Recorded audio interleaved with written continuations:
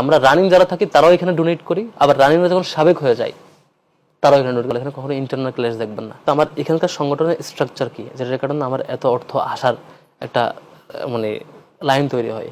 না, আমার সংগঠনে দেখবেন প্রত্যেকটা মানুষ এখানে যারা থাকে তারা একটা ভ্রাতৃত্বপূর্ণ সম্পর্কের মধ্যে দিয়ে থাকে, প্রত্যেক মানুষকে ভালোবাসে। তারপর এখানকার অর্গানাইজেশন পুরোটা সুশৃঙ্খল, এখানে কখনো ইন্টারনাল ক্লাস দেখবেন না।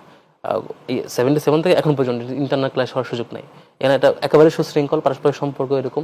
এর পাশাপাশি আমাদের নিজেদের কখনো ভুল থাকলে আমরা একে অপরকে শুধরে দেওয়ার জায়গা থাকে, মানে সংস্কারের উদ্দেশ্যে আমরা একে অপরকে শুধরে দেওয়ার চেষ্টা করি।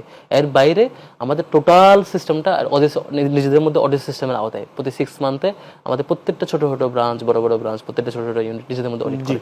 ফলে যেটা হয়, আমরা রানিং যারা থাকি তারাও এখানে ডোনেট করি, আবার রানিং যখন সাবেক হয়ে যায় তারাও এখানে ডোনেট করি। সাপোজ মনে করেন ধরেন যে আমি আমার মাসে ফ্যামিলি থেকে 5,000 টাকা নেই ধরেন, বা একজন শিক্ষার্থী এরকম নেই, সে তো খাওয়া দাওয়া করে বা তার খরচ আছে, ওখান থেকে সে 100 টাকা বা একটা অ্যামাউন্ট তার সাধ্য মতো 500 টাকা তার টিউশন থেকে এখান থেকে একটা অ্যামাউন্ট সে নিজে ডোনেট করে। আমাদের সমর্থক থেকে, কর্মী থেকে শুরু করে সদস্য পর্যন্ত প্রত্যেকটা মানুষ পার মান্থ তাকে দিতেই হয়, এটা বাধ্যতামূলক। মানে একটা ফান্ড সে এখানে প্রতি মাসে দেয়, এটা একটা মিনিমাম সোর্স।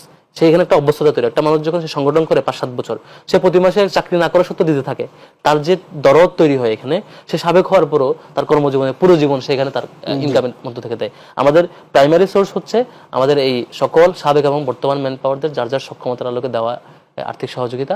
আর এর বাইরে এবার হচ্ছে আমাদের মানে যখন যে কোনো সুদি দিতে চাই, এটা আপনার একটা প্রোগ্রাম করছেন, প্রোগ্রাম উপলক্ষে আমি হেল্প করতে চাই।